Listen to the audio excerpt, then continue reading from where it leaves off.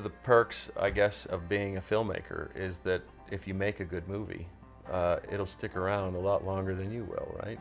And you can leave a little something behind, a bit of a legacy, something that keeps doing its job even after you're gone. You know? You still play the piano? Oh, I teach a few girls. Got a good feeling when you play.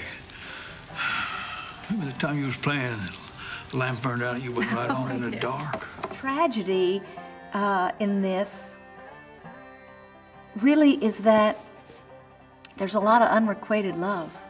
My character, Maddie, has real feelings for Felix Bush, and he has feelings for someone else. Things like guilt, love, grief, you know, these are the things that just keep, you know, the engine of the human existence, right?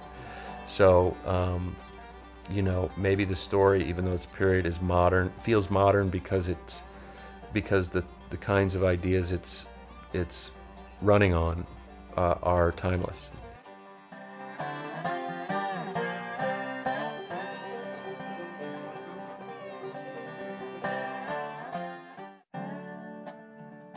Just give me one Frank and one Mr. Bush. That's all we need.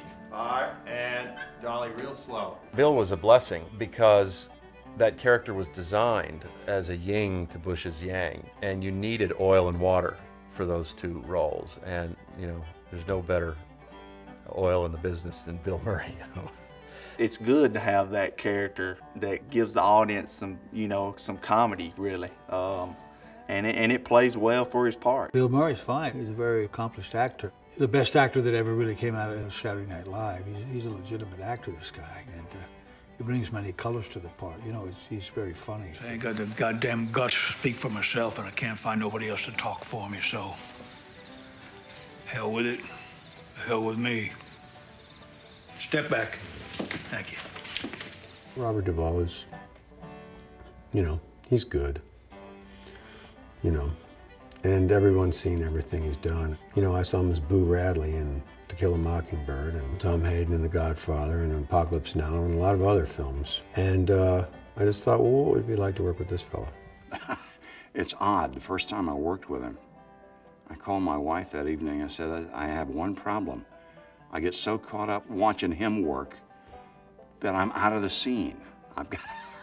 I have to stop and start again because I'm so captivated just watching him work. I don't know. What do you want me to say? Say what you say right now to my face. When we meet him, and for most of the story, he's so inside. He holds everything inside.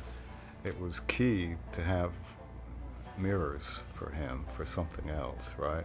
And one of the ways for that was in somebody that knew him when he was young. And that became Matty Darrell, Sissy Spacek's character. Sissy is just wonderful in the movie. Before I even knew her, I just kind of assumed she was maternal and loving and sweet and kind. You care for tea? Oh, I'd love some, thank you. Here, at my age, I get to be the girl. I get to be the girl with these two most amazing men. It's just, it's great.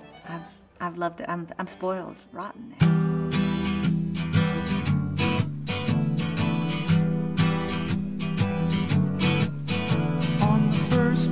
Of the journey, I was looking at all the life.